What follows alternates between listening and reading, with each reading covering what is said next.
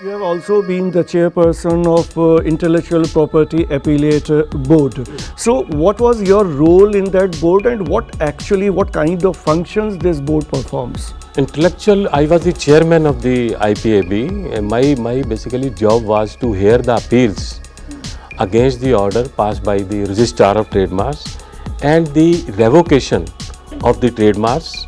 Suppose somebody will file the cancel, suppose the trademark is a very poor trademark, somebody wants to challenge it, and he can challenge before the appellant board.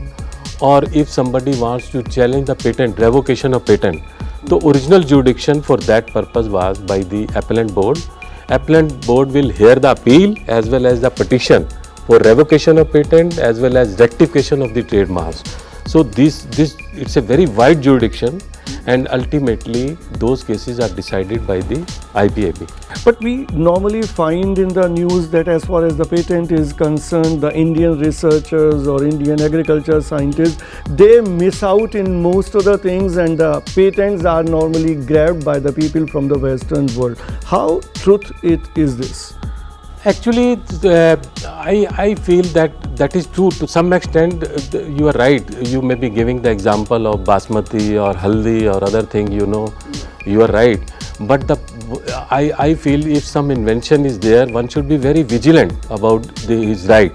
If somebody will sleep and he will not take any action against the party concerned, then he will be the loser.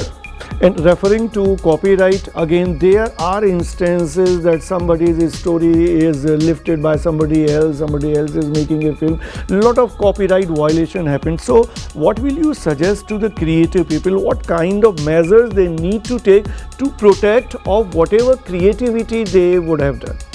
Copyright, I tell you, the copyright only protects the original work. Suppose I will just give the example. Suppose Mahatma Gandhi, suppose somebody has a story, everybody knows that his real name was Mohanchand Karamchand Gandhi. He was from Gujarat, and so many incidents are there which are in public domain. Somebody will make the movie and somebody will take the idea from that. There may not be any infringement of the things because it is already there in the public domain. But if some original idea is there and somebody will try to appropriate it, that basically one can take the damages against that party. He can also file the suit for infringement of copyright against the movie, and movie can be restrained. I can tell you one thing, if you have two minutes time, I can narrate one case. Mannu Bhandari is a well-known author. She was writing books on various social subjects. In one of the book, she has written a book under the name Aapka Bunty.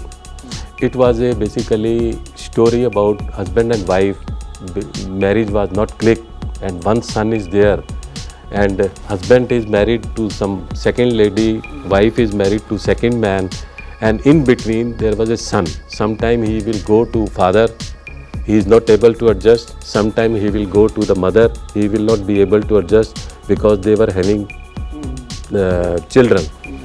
So after the marriage, the point is she sold the story to one producer, film producer, and he changed the name of the book Aapka Bunty to Samay Ki Dhara. He released the movie.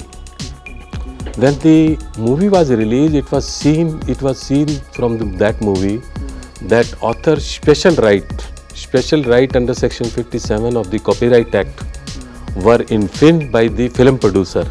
What he has done he has shown some rape cases. He was showing that husband and wife were drinking and they are enjoying, they were dancing, and that different culture was shown.